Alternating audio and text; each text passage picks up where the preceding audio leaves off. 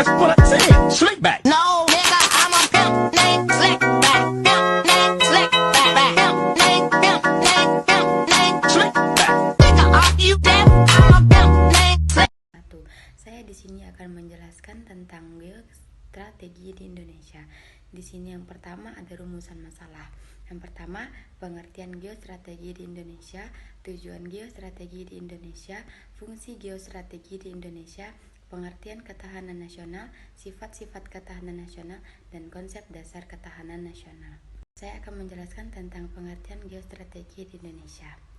Di sini, geostrategi diambil dari dua kata, yaitu geo yang artinya wadah atau tempat hidupnya bangsa Indonesia, sedangkan strategi artinya ilmu dan seni yang menggunakan sumber daya bangsa untuk melaksanakan kebijakan tertentu. Jadi, arti dari geostrategi itu sendiri adalah bahwa wadah atau sarana strategi untuk melawan sebuah ancaman dari luar maupun dalam untuk menghadapi tantangan tersebut dengan menggunakan sarana atau sumber daya bangsa Indonesia, baik itu mengenai letak geografisnya, mengenai sumber daya manusia, ataupun mengenai sumber daya alam dan sebagainya. Maka itulah yang dinamakan dengan geostrategi di Indonesia. Yang kedua, yaitu mengenai tujuan geostrategi di Indonesia. Di sini terdapat 5 tujuan. Yang pertama adalah 1. Tegak hukum dan ketertiban. Dari sini kita ketahui, maka dari itu sangat perlu untuk melakukan tegak hukum dan ketertiban. Contohnya, jika ada satu kapal yang masuk ke perairan Indonesia, maka harus izin dulu. Jika tidak izin, maka harusnya dilakukan tegak hukum dan ketertiban. 2. Terwujudnya kesejahteraan dan kemakmuran.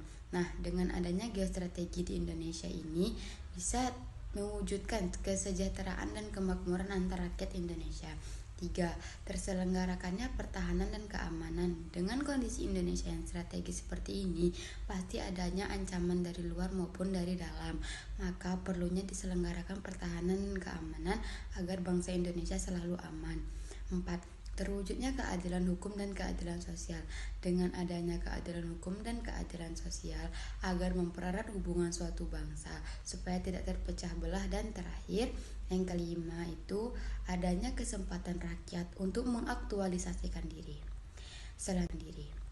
Selanjutnya tentang fungsi geostrategi di Indonesia.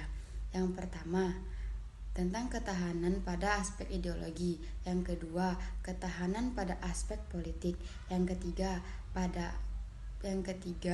tentang ketahanan pada aspek ekonomi. Yang keempat, ketahanan pada aspek sosial budaya. Dan yang terakhir yaitu ketahanan pada aspek pertahanan dan keamanan. Dan di sini saya akan menjelaskan juga tentang pengertian ketahanan nasional.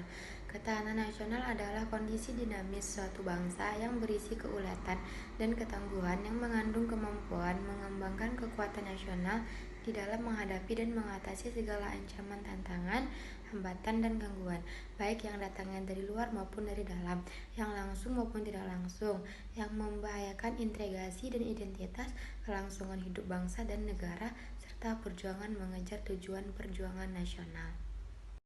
Dan berikutnya sifat-sifat ketahanan nasional. Yang pertama, manunggal. Maksud dari manunggal itu adalah terwujudnya persatuan perpaduan yang seimbang, selaras. Yang kedua, mawas ke dalam. Maksudnya yaitu untuk meningkatkannya kemandirian bangsa dan bangsa negara Indonesia tidak harus bergantung dengan negara lain. Yang ketiga, kewibawaan. Jadi kewibawaan itu dalam ketahanan nasional adalah daya tangkap atau sebagai konsepsi ketahanan nasional. Yang keempat, berubah menurut waktu. Maksudnya dari sini yang namanya ketahanan nasional itu berubah-ubah. Misalnya Indonesia pada tahun 2000-an terjadi masalah. Jadi ketahanannya pada saat itu sesuai dengan kondisinya. Yang kelima, tidak membenarkan sikap adu kekuasaan dan adu kekuatan. Yang namanya ketahanan Indonesia itu tidak ada sifat yang namanya kekuatan dan adu kekuasaan, tetapi kita harus bekerja sama agar terciptanya ketahanan nasional. Yang keenam, percaya pada diri sendiri. Yang ketujuh, tidak tergantung pada pihak lain. Jadi dengan adanya sifat ketahanan nasional ini, kita tidak boleh bergantung pada negara lain atau pihak lain. Konsep dasar dalam ketahanan nasional ada 4 model. Yang pertama ada model Astagastra. Maksud dari model Astagastra adalah hubungan bidang-bidang dengan memanfaatkan segala kekayaan alam seperti dari letak geografis, alam dan penduduknya. Sedangkan yang kedua yaitu model Margentau, yaitu menganggap pentingnya perjuangan untuk mendapatkan posisi kekuatan dalam suatu kekuasaan.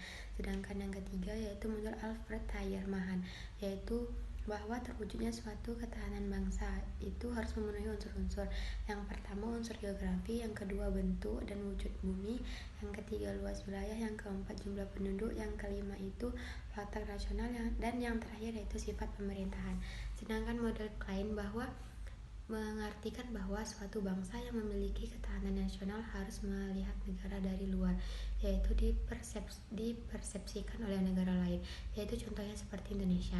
Indonesia itu harus bertanya kepada negara lain mengenai bahwa Indonesia itu seperti ini loh ketahanan nasionalnya dari negara lain. Kesimpulannya di sini adalah geostrategi di Indonesia itu diwujudkan dalam bentuk ketahanan nasional yang mampu menghadapi segala tantangan, ancaman, hambatan, dan gangguan yang membahayakan keutuhan negara Republik Indonesia. Sekian penjelasan geostrategi dari saya, Calista Nindya Fitri. Maaf jika banyak kesalahan kata dan kata-kata yang tidak jelas, saya mohon maaf. Wassalamualaikum warahmatullahi wabarakatuh.